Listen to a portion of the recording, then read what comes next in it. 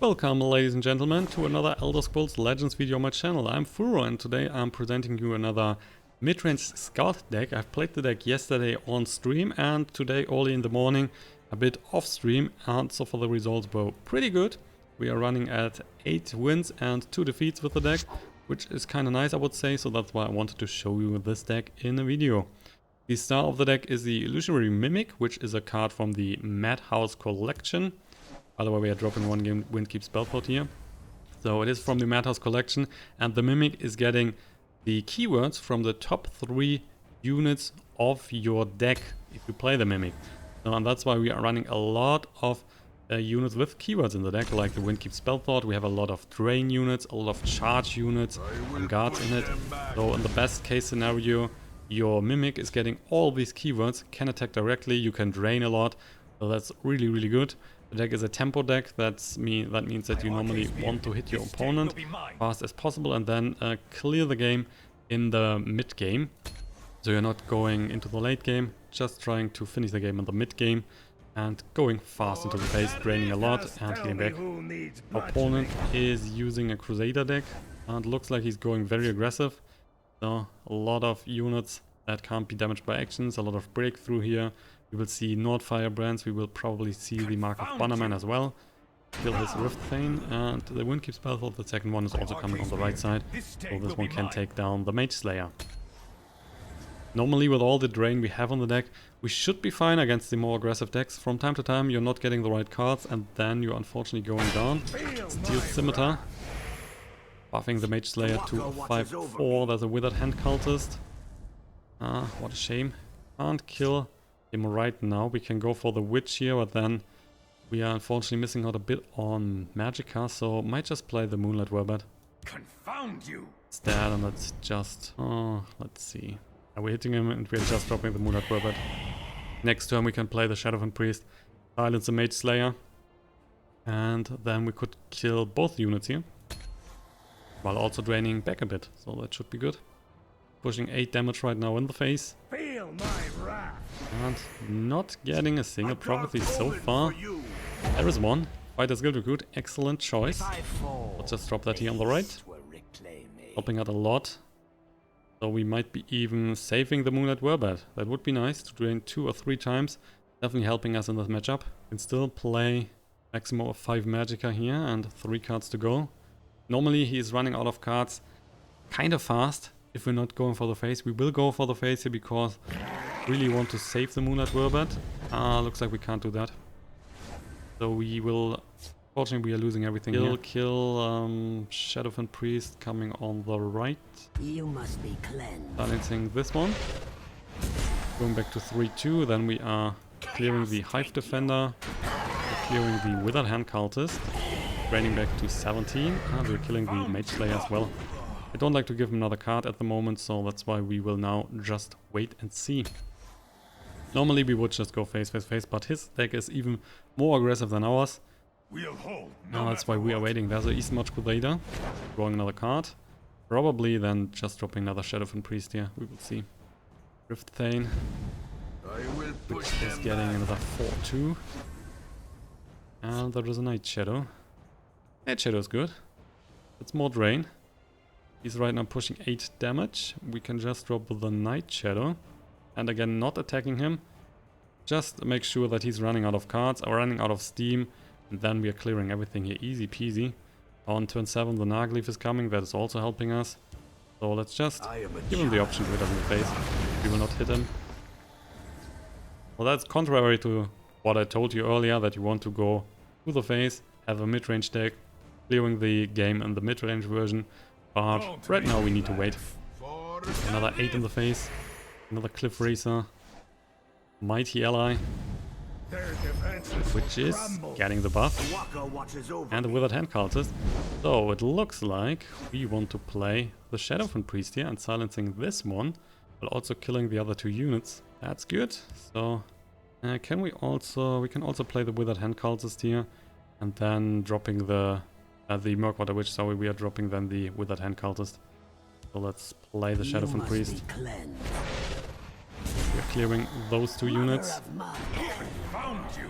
We will now give him one more card, unfortunately, but you can't change that. So healing back to 15, the Witch is coming. Get this down to 2-3, and we will push another 2 in the face now. He's at 21. And we have a nice, decent board, and still 15 life to go. With double Cliff Racer, we can at least finish the game on turn 10, the latest. But we should be able to do that earlier, most cases. A North Wind Outpost, and the Earthbound Spinner. So we are just... this time he's trading, not interested in going for the face. So he has one card in hand, and just drop stuff like the Preserver of the Root and double Thieves skill recruit. Right now he's only pushing 4, so I would say we can give him another card. And we might even give him another 2, so he would be at 15. We have a 6 here. Preserver of the Root is really, really strong, otherwise Nahagliiv is also super strong. So let's just give him another card. I would say going for the Preserver of the Root, because that is more damage in general. And a Haunting Spirit. Let's drop that here on the left side. That means currently we have 15 damage on the board, he's at 15 life, plus we have a charge unit with a Cliff Racer. So even if he's getting rid of, let's say, the Shadowfen Priest here, we have enough damage to kill him next turn. The forest will not suffer. There's an Earthbound Spinner, so using this on the Preserver of the Root, and we should expect a trade here. He's not willing to die that easily. Murkwater Bannerman, alrighty. Murkwater Bannerman is good. Time to fight. And the North Wind, North Firebrand, clearing the Windkeep Spellthought. Just getting a Windkeep Spellthought again. We will go for another 4 on the face. Go for another 3 in the face. Pushing him down to 8. He has currently 9 damage that he can push here, but with the Murkwater Bannerman, he's creating more North Firebrand, and these are getting buffed by the Northwind Outpost. So in fact, that would be 13 damage, and we are at 15, so we definitely want to go for the Nahagliiv, the more defensive tool, instead of just dropping the Cliff Razor. And also Windkeep Spellthought is coming. And with the amount of units we have on board, we should be able then to win the game next turn. He has played 2 Earthbound Spinners, so another one would be very unlikely. No matter what. It is possible, but that is very unlikely here in the situation. And those 2 units would then just run into the Nahagliiv if he's not using the Murkwater Bannerman first and one of the North Firebrands. Then he can save his Earthbound Spinner and still have 1 North Firebrand to attack. And he's doing that. He's clever. Not going with both units. Time to fight. North Firebrand. Trade. 4 damage that he can push. Another 2 from the North Firebrand in his hand. That's not good enough to kill us here, of course. And we will then just finish the game next turn. Just tell me who Witch Slayer, yeah, that's not doing anything. So the game is at this point decided. He's not running any sort of heal, so we can just hit him with the 4 points from the Shadowfen Priest. He's down to 4. Even if he's getting a guard, we can just use the other lane to push the Cliff Razor in his face. It is a good day to and that's why there is a concede. So we're winning the first game. Game 2. And now we are facing a Sorcerer. Sorcerer is a tough matchup, but our start looks fine, so we can use the Windkeep Spellthought, Murkwater Witch for the start. Night Shadow is definitely going back to the deck. Oh, another 2-drop. That's pretty nice. So definitely the start to go is here, the Windkeep Spellthought. Ooh, only 2 drops. How so? How so? The Windkeep Spellthought. Nice little 2-2 unit with a ward. And we can expect that our opponent's also dropping a Windkeep Spellthought. More Wardcrafter. Which is nice, because the Witch is just killing this. And he's not getting anything. So let's use the Witch. Getting rid of the Wardcrafter, 2 in the face. Then we can use the Haunting Spirit on the next turn. We could also just go fight the Skill Recruit into Thieves Skill Recruit with the extra Magicka. Oh, he's not dropping anything on his 3rd turn. That's really good. So 3 more on the face. Not getting anything. Haunting Spirit is coming. More damage that we can push. And his start is really slow, so he might be running into trouble. You can also play the Shadowfen Priest on the next turn. The best protection money can buy. Oh, Baron of Tyr. That's unexpected. Okay, we're definitely killing this one. We are buffing another unit here. See, we're buffing the Windkeep Spellthought. Would have loved to see the buff on the Murkwater Witch, in fact, because if he's playing a Shadowfen Priest next turn, then he wanted to either silence the Witch or the Windkeep Spellthought. Now the Windkeep Spellthought is definitely the card to go. Double let's hit him for number 6. Confound you! Down to 19. No help for him. We will drop a Thieves Guild Recruit, drawing another card. Nahagliiv, which is now costing only 5, so we can play that next turn as well. We are dropping the Thieves Guild Recruit again, drawing another card, which is a Night Shadow. Really good. So we have something for turn 5, something for turn 6, and that is super tempo based. So even if he's dropping a Shadowfen Priest or Dagger for Mage, then it's not helping him too much. Enchanted Plate. We could kill the Dagger for Mage right now, but I just like to hit him in the face. Seriously. My scales So let's make it 3. Down to 16, another 5, down to 11. And we're dropping the Nahagliiv. We're doing that on the right side. So the Dagger for Mage might run into the Murkwater Witch. Might kill the Murkwater Witch with a Firebolt, for example, and then hit the Windkeep Spellsword to get rid of the ward, but he's not able to kill it right now. So we should be fine with that. Then we can use the Shadow Shift, so for example, on the Nahagliiv to get that into the other lane would also be an option. But in most cases the game is decided next turn. Especially if we're getting a Cliff Racer here. That's another 4 damage that we can push in the face. That would be a super fast game. So Firebolt. Murkwater Witch is gone. He's hitting the Windkeep Spellsword. So far everything is according to my prediction. And so with another Firebolt and a Lightning Bolt, he could kill the Windkeep Spellsword. He could get rid of the 5 points of extra damage. He cannot take down the Nahagliiv here. So this one is staying. That's another 7 damage in his face. Careful there, friend. Ward Crafter. Probably giving the Dagger for Mage another ward. Oh, not happening. Ah, so Maze of Encumbrance. Interesting. So this one is shaggling the Nahagliiv, which is definitely helping him. But still, 5 damage in the face. Down to 6. Another one. Down to 5. Down to 4. And we might now... Normally Night Shadow is the better card to play. But the Ward Crafter here, with the ward and as a 4-2, might be problematic. If he's buffing that again, somehow, and kill the Nahagliiv. So we are just dropping the Shadowfen Priest. You must be And he's going down to 2-1. So, easy peasy. And let's just pass. Or shall we... Hey, you know what? We are dropping the Finest Guild Recruit here. Just to make sure that the Windkeep Spellsword is also staying. I mean, the game is decided at this point. Super hard for him to come back. Maybe his plan was to drop an Ice Storm.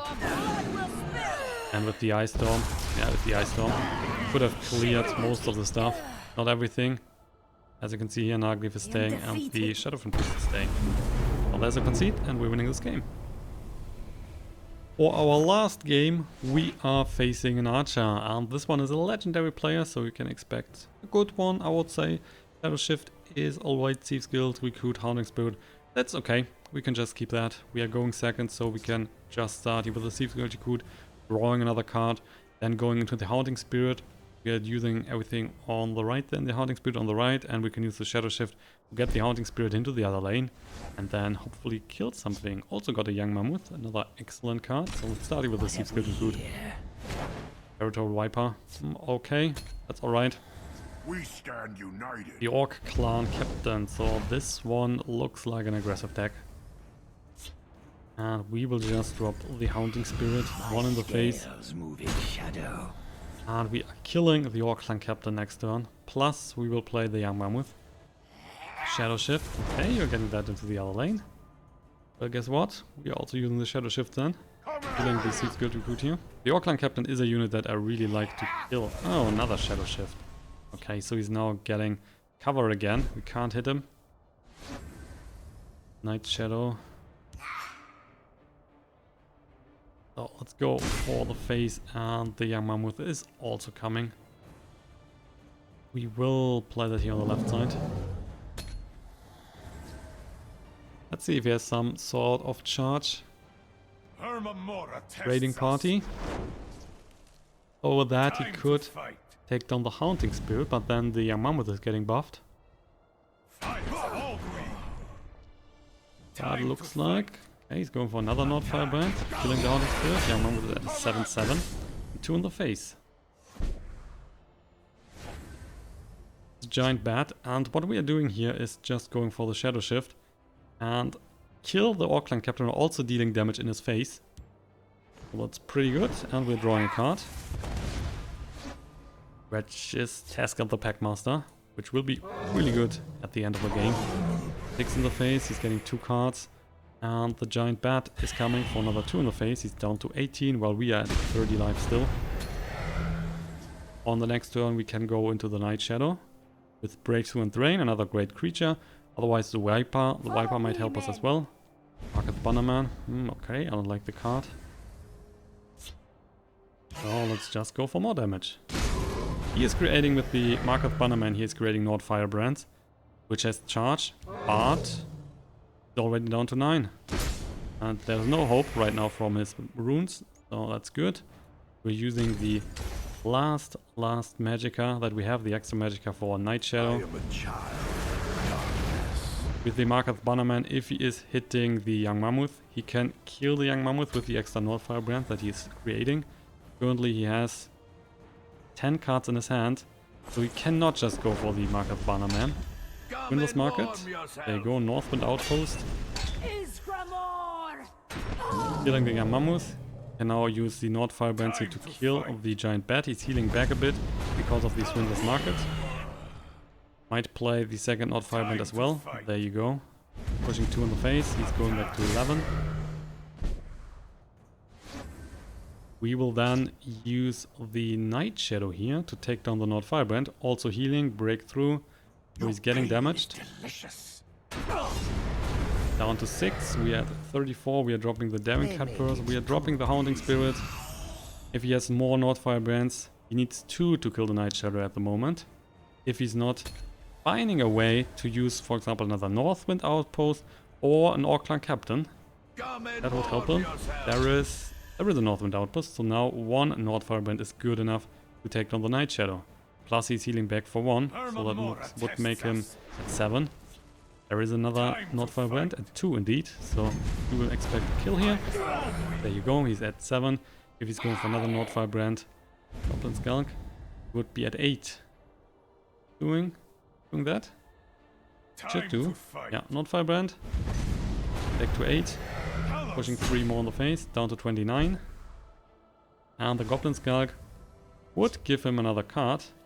But we got Fighter's Guild Recruit, so that's pretty good. 2 in the face. 3 in the face. He's down to 3. Fighter's Guild Recruit will be good against the Goblin Skulk. And we have a Viper here. So with the Viper we can destroy the Nord Firebrand. We could also just go for the face, but in fact I like to just kill the Nord Firebrand at this point. He is out of Nord Firebrands for now, if he was not getting anything else from his deck. Giant Bat, okay, that is a little bit more healing. Oh, that's another Giant Bat. So what are you doing? Use the Giant Bat here to kill the Fighter's Guild Recruit? Could be. And he's going for the face with the Goblin Skulk. That's a first card. He's even getting rid of the lethal. Draining 1 more because of the Swindler, plus 2 from the Giant Bat, so he's at 6. Going for another 0 cost card from his deck. Time to fight. There's another Nord Firebrand. It's not looking too good. There's Fighter's Guild Recruit. Great. If I fall, the hist will Well, that's helping us. Otherwise, there was the possibility that he's killing the Daring Cutpurse and then the Hounding Spirit, and we are not getting the effect. So there you go, with the Preserver of the Root. Look at that. We are definitely killing those 2. Don't want to give him any drain, don't want to give him any extra 0 cost cards. He is at 9 right now, and with the Tazkad the Packmaster coming next turn, that's another 6 in his face.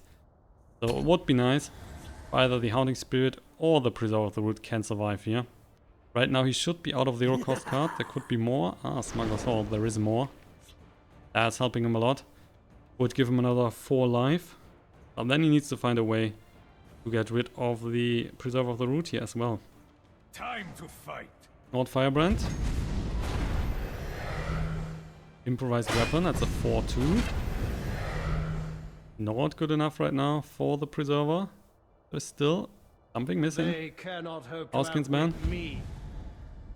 And what else? You need more help. Curse card. Down to 5-5. Hey, that is helping you. Mabel's shield. He's now at 13 life.